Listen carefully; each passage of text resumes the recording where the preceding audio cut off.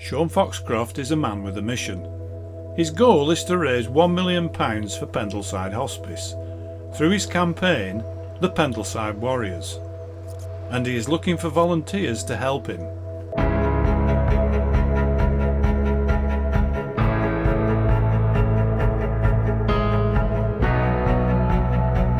Burnley filmmakers met up with Shaun at the start of his campaign. I asked Shaun what made him want to start the Pendleside Warriors. Well, a few years ago my uncle and my grandma both, in a close period of time, both got pancreatic cancer, and we lost them within a few short months. It impacted me massively, but my uncle spent his last days here.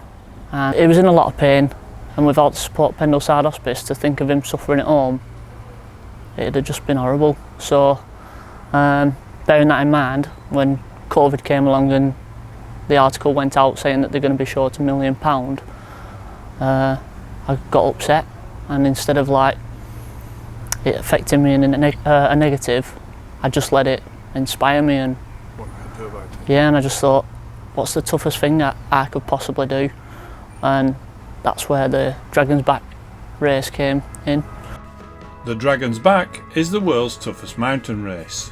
The 380-kilometre route starts at Conwy Castle and ends at Cardiff Castle 6 days later. I'm still training, training's going great, and everything's just starting to fall into place. So can you tell us how you're going to raise the money? Yeah, so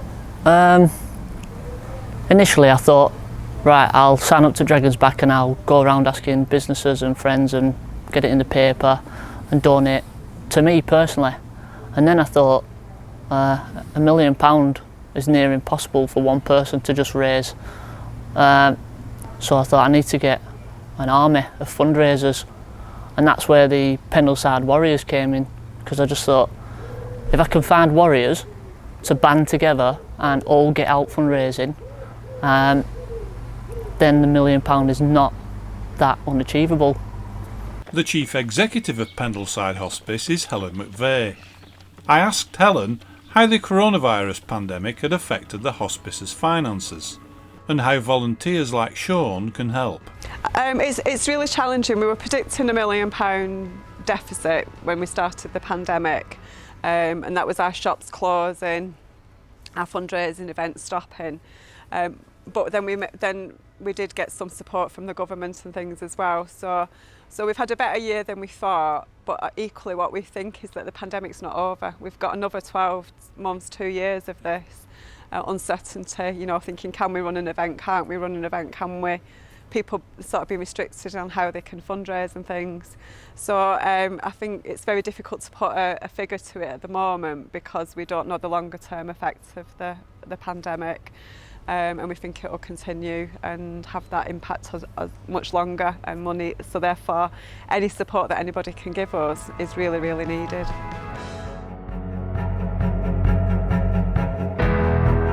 Pendleside's head of corporate fundraising is Christina Cope, and I asked her how the Pendleside Warriors will make a difference to the hospice.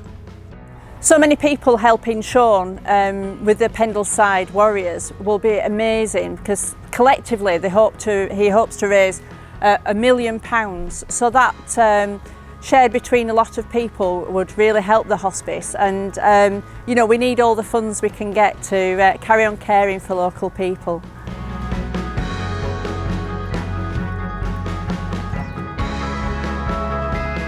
So how can people contribute to the Pendleside Warriors campaign? Yes, if they're keen to become a Pendleside Warrior, they can pick up the phone and talk to us in the fundraising office.